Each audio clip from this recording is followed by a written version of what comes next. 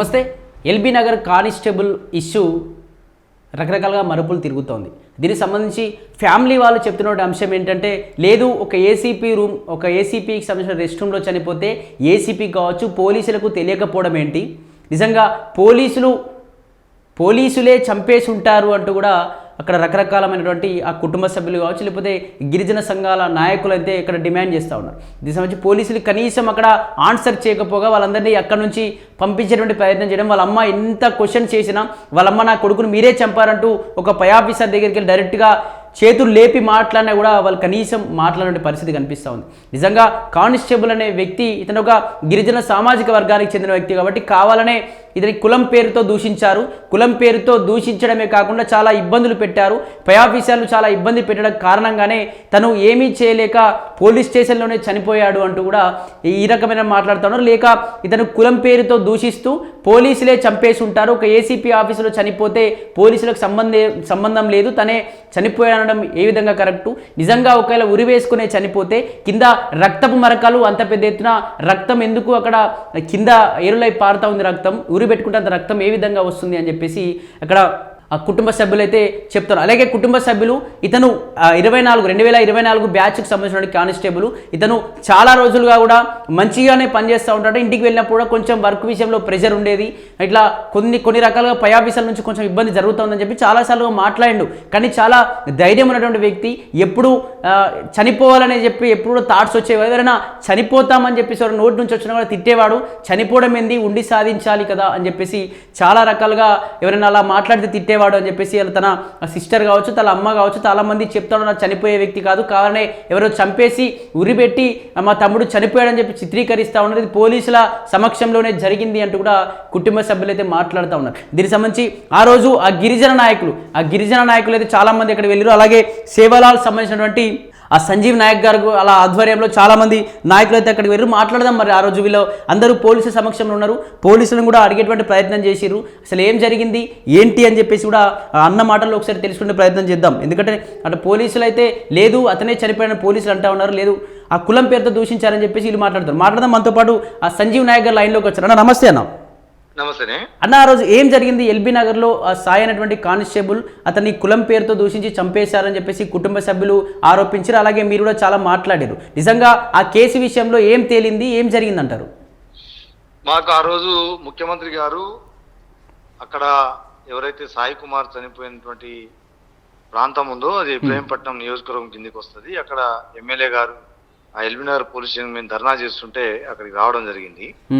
అప్పటికి 3-3:30 గంటల ప్రాంతంలో ఉదయం తెల్లారుజామున ఆత్మహత్య చేసుకున్నాడు అని చెప్పేసి పేరెంట్స్ చెప్పినారనేసి ఆ పేరెంట్స్ చెప్తున్నారు.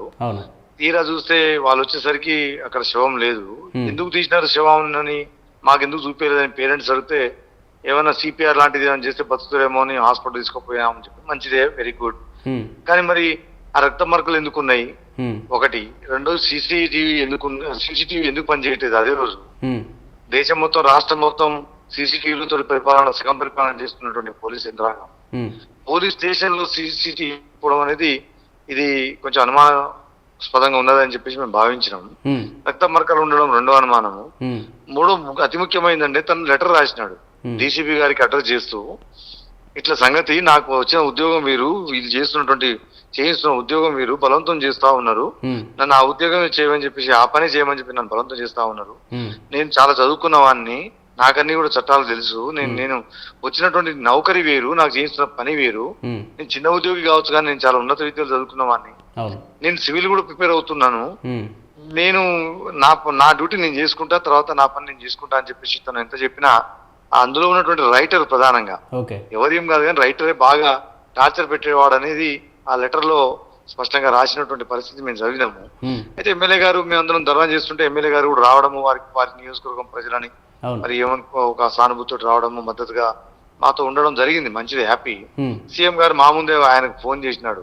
సీఎం గారి దగ్గర హోంశాఖ ఉంది కాబట్టి మేమేం డిమాండ్ చేశామంటే, ఇది ఆత్మహత్య అనే పేరు మీద ఏదైతే ఉన్నదో బెనిఫిట్స్ రావు, ఉద్యోగం రాదు, ఈ బెనిఫిట్స్ ఉద్యోగాన్ని వచ్చేటట్టు చేసి ఆ ఎవరైతే బాధితులు ఉన్నారో, ఎవరైతే వివక్షతకు టార్చర్ పెట్టినాడో, ఎస్టీ కింది కులం అని టార్చర్ పెట్టినాడో తనని ఇమ్మీడియట్ గా సస్పెండ్ చేయండి. విత్ ఇన్ ద డిపార్ట్మెంట్ లో with in the me circle లో మీరు సెట్ చేసుకోకపోతే బయట సొసైటీకి కులాల వివక్షతను ఎట్లా నివారిస్తారు మీరు? ఏ రకంగా అంతరాన్ని తొలగిస్తారని చెప్పేసి నేను చాలా స్పష్టంగా కూడా అడగడం జరిగింది డీసీపీ గారిని, పై అధికారులందరినీ కూడా. ఎంత దుర్మార్గం అంటే ఇది ఒకటే కాదు మా మిత్రమా, ఈ రాష్ట్రంలో మరీ ముఖ్యంగా మన తెలుగు రాష్ట్రాల్లోనే ఈ దౌర్భాగ్యం తగలబడది. కింది కులాలు చిన్న ఉద్యోగం చేస్తే చాలు కథం, వాడిని ఏదో ఒక రకంగా టార్చర్ పెట్టడం. అది ఎస్సీ కావచ్చు, ఎస్టీ కావచ్చు, బీసీ కావచ్చు, ఇంకేనా కావచ్చు, ఈ టార్చర్ పెట్టడం. ఇంకా బలమైన కులాలు ఉంటేనేమో అతను హోంగార్డునే డీజీపీ స్థాయిలో పనులు చేయించుకుంటాడు.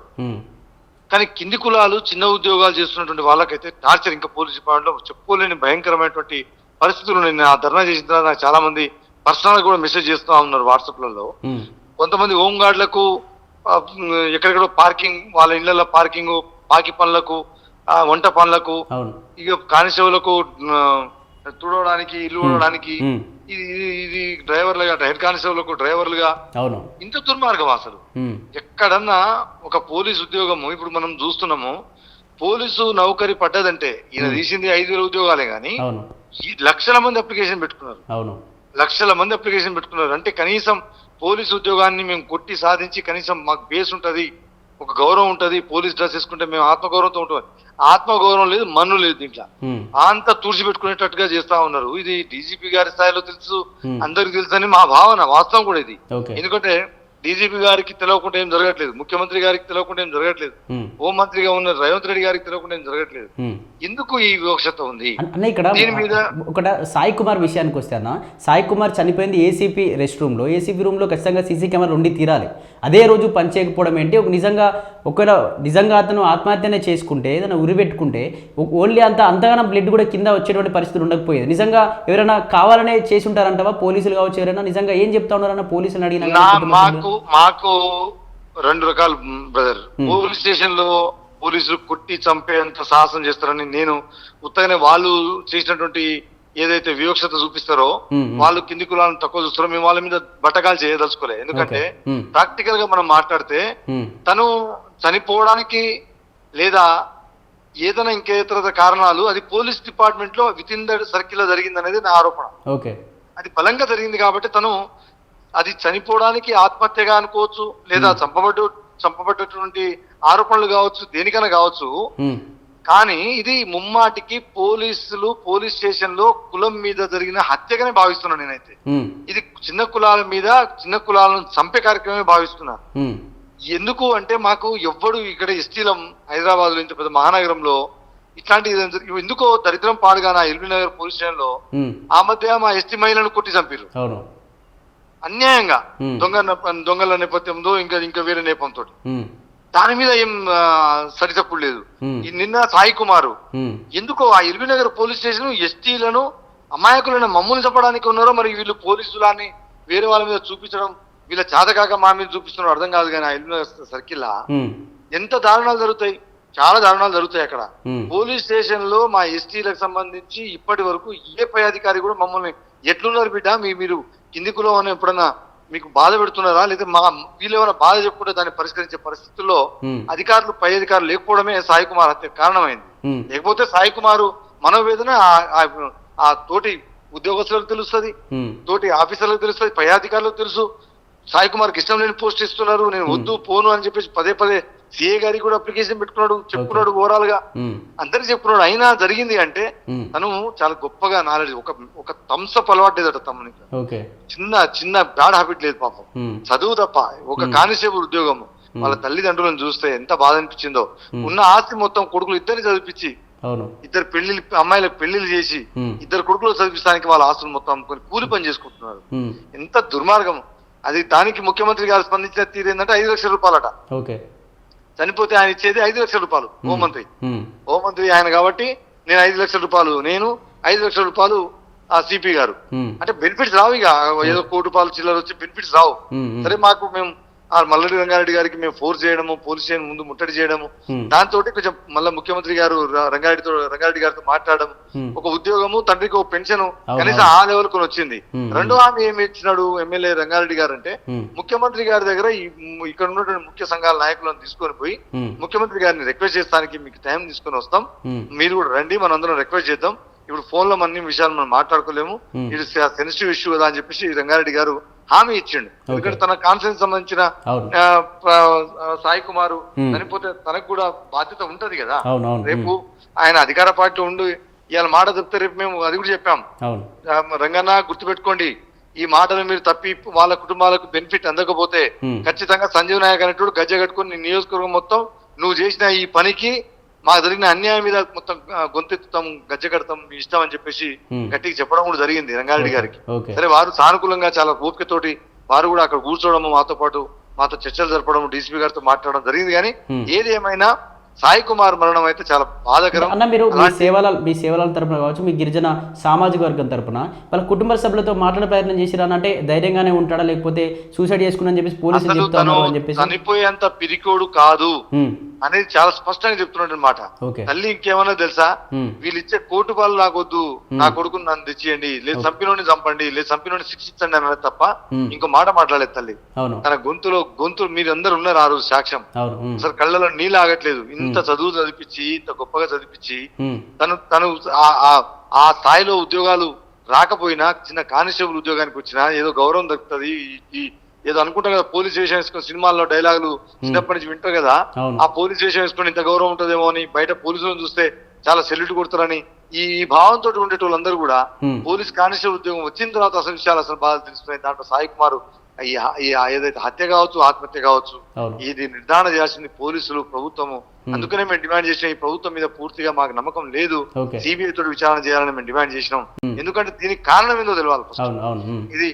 ఇది సాయి కుమార్ మరణం అనేది ఇది చంపబడ్డా లేదా హత్యనా ఆత్మహత్యనా అనేది ఇక్కడ మనం కూడా ఒకటి ఆలోచించుకునే విధానం ఏంటంటే, ఒకవేళ నిజంగా వ్యక్తిగతంగా ఏమైనా ఇబ్బంది ఉంటే ఇంటికి దగ్గరికి వెళ్ళి చనిపోయేటువంటి వ్యక్తి, కానీ పోలీస్ స్టేషన్ లో చంపుకున్నాడంటే అంత టార్చర్ అనుభవించుంటారు. ఆ రోజు మీ అందరి ముందు కూడా పోలీసులను అడిగింది కూడా అదే. నేను అడిషనల్ డీసీపీ గారితో నాతో మాట్లాడుతున్నప్పుడు నాకు జరిగిన ఆర్గ్యుమెంట్ కూడా అదే.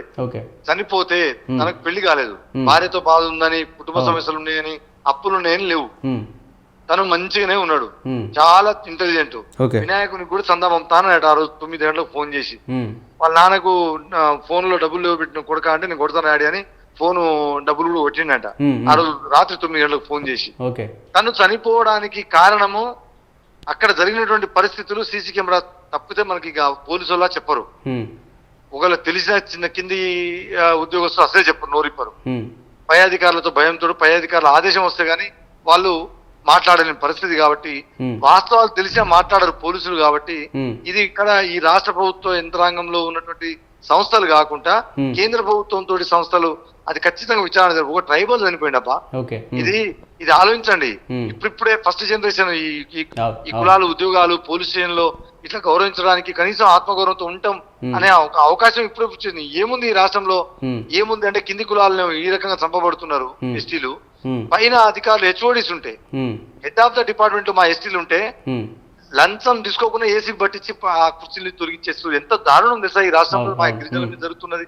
ఒక మోహన్ నాయక్ కావచ్చు, ఒక ఈఎన్సీ హెచ్ఓడి కావచ్చు, హార్టికల్చర్ హెచ్ఓడి, మన వెటర్నరీ హెచ్ఓడి కావచ్చు, రామచంద్ర నాయక్ కావచ్చు, ఇంకోరు కావచ్చు, ఎంతమంది అండి లంచం తీసుకుంటే పట్టుకుంటే ఒక రకం, హెచ్ఓడిలో ఉంటే కళ్ళు మంట, ఓరవలేకపోతున్నారు. ఎందుకు అంటున్నా, ఈ సమాజంలో మీ గిరిజనులుగా ఈ భారత రాజ్యాంగం మాకు బాబాసాహెబ్ అంబేద్కర్ ఇచ్చిన రిజర్వేషన్ ను ఈ జనరేషన్ 1950 నుంచి ఉన్న రిజర్వేషన్ ఈ జనరేషన్ ఇప్పుడు చదువుకొని ఇప్పుడు ఉద్యోగాలు చేస్తున్నాం.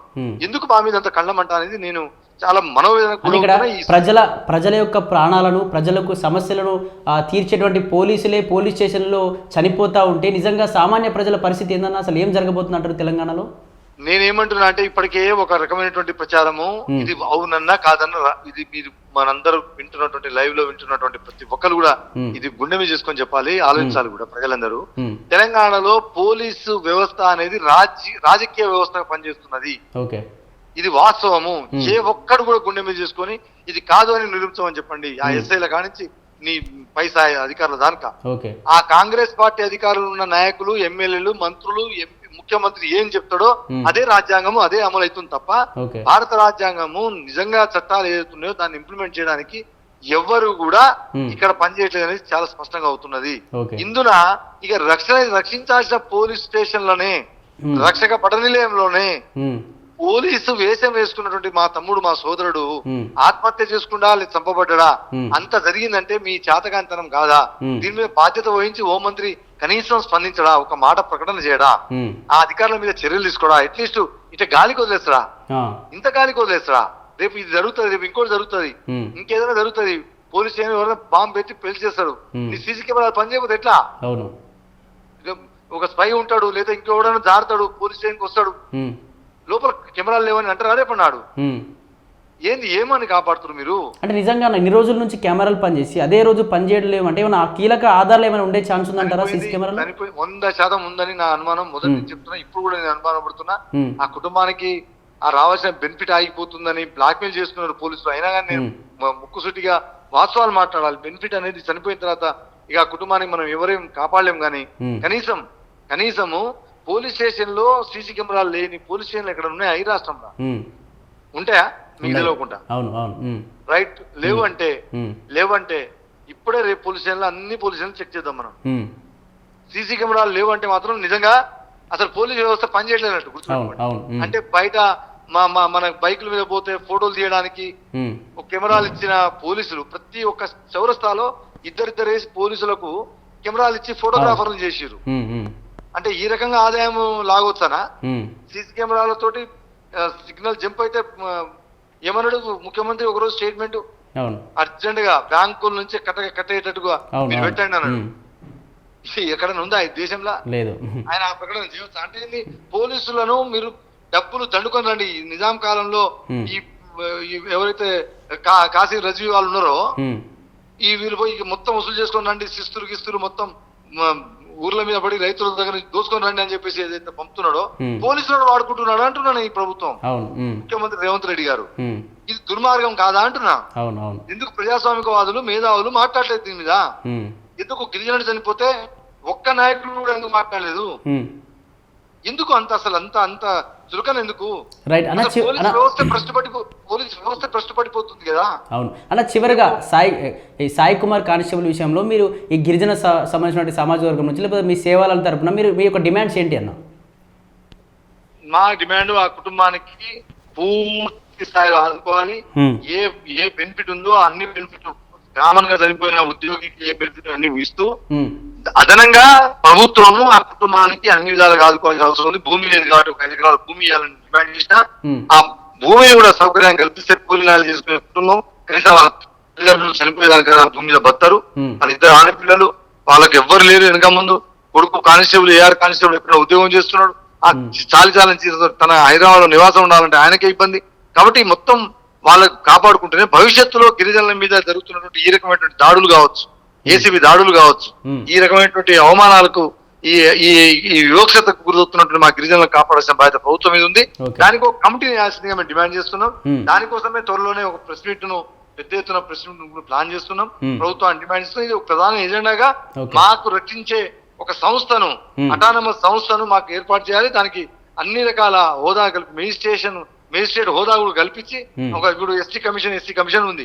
ఎస్సీ కమిషన్ ఓన్లీ యాక్షన్ తీసుకోమని చెప్తుంది తప్ప యాక్షన్ ఈయనను శిక్ష అని చెప్పే అధికారం లేదు. ఇంకో అధికారం ఎస్సీ కమిషన్ల కన్నా ఇచ్చి ఇంకా అవసరమైతే ఇంకేమైనా సంస్థలకు ఇచ్చి అన్ని డిపార్ట్మెంట్లు మా గిరిజన ఉద్యోగుల మీద జరుగుతున్న అన్ని రకాల దాడులను అరికట్టాల్సినటువంటి అవసరాన్ని ఈ సందర్భంగా మీ ద్వారా ప్రభుత్వాన్ని అందరినీ నేను డిమాండ్ చేస్తా ఉన్నాను. రైట్, థ్యాంక్ యూ అన్న. Thank you. రైట్, ఇది సంజీవ్ నాయక్ గారు చెప్పేటువంటి అంశం ఏంటంటే దాదాపుగా 2-3 మాకు అనుమానాలు ఉన్నాయి. ఒకటి, ఏసీపీ రూమ్లో చనిపోతే ఏసీపీ అంటే ఒక పై ఆఫీసర్, అతను ఏసీపీ అనేటువంటి వ్యక్తి ఒక కానిస్టేబుల్ కాదు, పై ఆఫీసర్. అతని రూమ్లో సీసీ కెమెరాలు అదే రోజు పనిచేయకపోవడం ఏంటి, అదొక అనుమానం లేపుతా ఉన్నారు. దీనికి సంబంధించి సీసీ కెమెరాలో కూడా అన్ని ఆధారాలు ఖచ్చితంగా ఉంటాయి. అలాగే రైటర్, ఏదైతే ఆ పోలీస్ స్టేషన్లో ఉన్నటువంటి రైటర్ కూడా కొంచెం ఇబ్బంది పెట్టినట్టు తెలిసింది. ఆ రైటర్ని కూడా ఒకసారి గట్టిగా విచారిస్తే నిజాలు బయటపడతాయి. అదేవిధంగా ఒక వ్యక్తి సూసైడ్ అటెంప్ట్ చేసుకుంటే ఉరి పెట్టుకుంటే అంత పెద్ద ఎత్తున బ్లడ్ కూడా అక్కడ ఉన్నటువంటి ఆ చుట్టూ వ్యాపించి ఉండదు, అంతగానం బ్లడ్ కూడా రాదు. ఆ బ్లడ్ ఎందుకు అక్కడ ఉంది, నిజంగా ఏమైనా చిత్రహింసలకు గురి చేసి చంపేశారన్న కోణంలో కూడా పోలీసులు విచారణ జరిపించాలి. అదేవిధంగా ఎప్పుడూ చూడు మా గిరిజన సామాజిక వర్గంపైనే టార్గెట్ చేస్తూ మాట్లాడుతూ ఉన్నారు. కాంగ్రెస్ పార్టీ అధికారంలోకి వచ్చినప్పటి నుంచి ఈ విధంగా ఎక్కువగా కొనసాగుతుంది. ఖచ్చితంగా దీనిపైన మా ప్రధాన డిమాండ్ ఉన్నాయి. వాళ్ళ తండ్రికి వాళ్ళ కుటుంబంలో ఒకరికి ఉద్యోగాలు ఇవ్వాల్సిందే, వాళ్ళ తండ్రికి పెన్షన్ ఇవ్వాల్సిందే, అదేవిధంగా అతనికి కూడా ₹1,00,00,000 వరకు కూడా పరిహారం చెల్లించాల్సిందే. ఇంకొకసారి ఇటువంటి జరగకుండా ప్రత్యేక చట్టాన్ని కూడా అసెంబ్లీలో ఒక చట్టాన్ని కూడా రూపుదాల్చాల్సినటువంటి పరిస్థితులు ఉన్నాయని చెప్పేసి కూడా ఆ సంజీవ్ నాయక్ గారు చెప్తున్నారు. మరి చూడాలి ఈ కేసు ఎంత మలుపులు తిరిగే ఛాన్స్ ఉంది. నిజంగా పోలీసుల వల్లే చనిపోయాడా, లేకపోతే అతనే కావాలనే ఏమైనా చేసుకొని సూసైడ్ అంటే బాధ తట్టుకోలేక నన్ను కులం పేరుతో దూషిస్తున్నారని తట్టుకోలేక చనిపోయాడా ఏంటి, మరి కుటుంబ సభ్యుల నుంచి ఏం చెప్తా ఉన్నారని చెప్పేసి పూర్తి విషయాలైతే త్వరలో తెలియాల్సి ఉంది. Thank you.